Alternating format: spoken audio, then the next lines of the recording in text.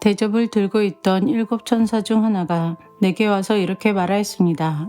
나를 따라오너라. 많은 물 위에 앉은 큰 창녀가 받을 심판을 내게 보여주겠다.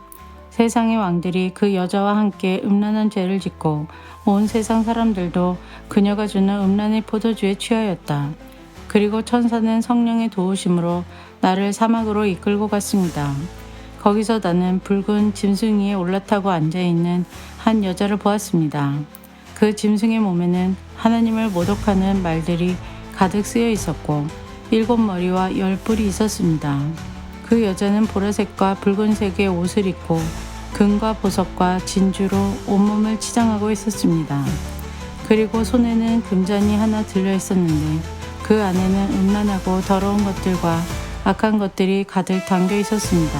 그 여자의 이마에는 수수께끼 같은 의미를 담은 이름이 하나 새겨져 있었습니다.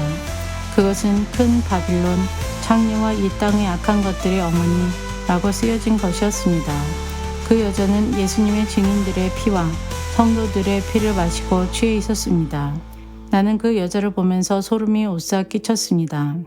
그러자 천사가 내게 이렇게 말하였습니다.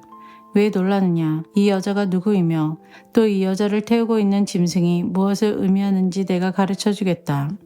내가 본 짐승은 전에는 살아있었으나 이제는 죽었다.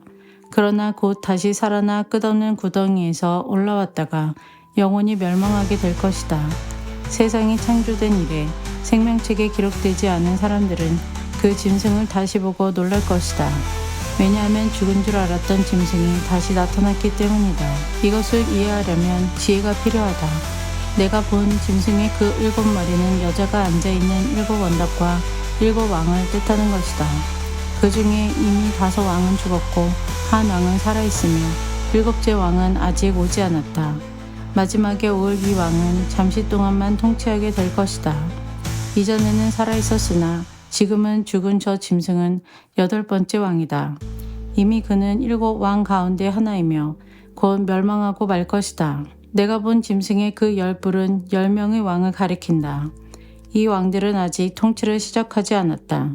그러나 잠시 동안 짐승과 함께 다스릴 권세를 받게 될 것이다.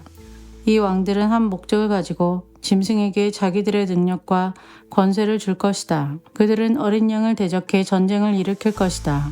그들은 어린 양을 대적해 전쟁을 일으킬 것이다.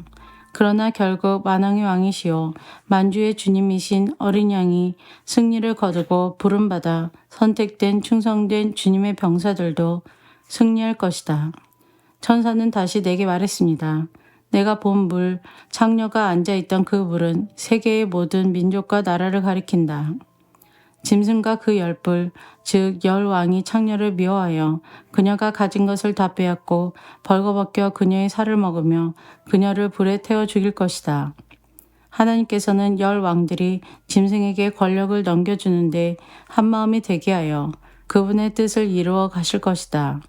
하나님이 계획하신 모든 일이 다 이루어질 때까지 그들이 통치할 것이다. 내가 본 그 여인은 이 세상 왕들을 다스리는 큰 도시를 뜻한다.